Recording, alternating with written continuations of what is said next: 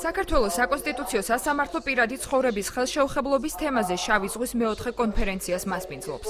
პირად ცხოვრებასთან დაკავშირებული კომუნიკაციისა და ინფორმაციის ხელშეუხებლობის საკითხზე მსჯელობისთვის ბათუმში შავი ზღვის რეგიონის, ბალტიისპირეთის ქვეყნების, გერმანიის საკონსტიტუციო სასამართლოების თავმჯდომარეები და მოსამართლეები, ევროპის საბჭოს და ვენეციის კომისიის წევრები შეიკრიბნენ. კონფერენციაზე მასპინძელ მხარეს საქართველოს საკონსტიტუციო და უზენაესი სასამართლოს მოსამართლეები, საქართველოს პარლამენტის და მთავრობის წევრები წარმოადგენენ.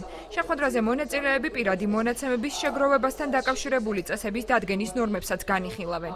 კონფერენცია სასტუმრო რადისონში დღეს გაიხსნა და 6 ივლისამდე გაგრძელდება. პირველად ხდება ქალაქ ბათუმში საკონსტიტუციო სასამართლოსთან ერთად ვენეციის კომისია ატარებს გაერთიანებულ საბჭოს ხდომას. ეს მანიშნებელია იმისა, თუ რამდენიმე ურთიერთობა გვაქვს საკონსტიტუციო სასამართლოს ვენეციის კომისიასთან, რომელიც არის ევროპაში ყველაზე ავტორიტეტული ორგანო სამართლების საკითხებთან დაკავშირებით, რომელიც აძლევს რეკომენდაციებს და ეხმარება არა მარტო საქართველოს, არამედ ევროპის ყველა ქვეყანას და უკვე ის გაფართოვდა ლათინური ამერიკის, აფრიკისა და აზიის ქვეყნებსაც უკვე ამ დახმარებას უწევს და ამიტომ მნიშვნელოვანია, რომ ბათუმი გახდება ამ საერთაშორისო თანამშრომლობის ცენტრი. საქართველოს პარლამენტი იხილავს ფარული მოსმენების შესახებ, ასე ვთქვათ, კანონპროექტების პაკეტს და რა თქმა უნდა, ამ ფარული მოსმენების ერთ-ერთი ძირითადი თემა არის პირადი ცხოვრება და პირადი ცხოვრების ხელშეუხებლობა.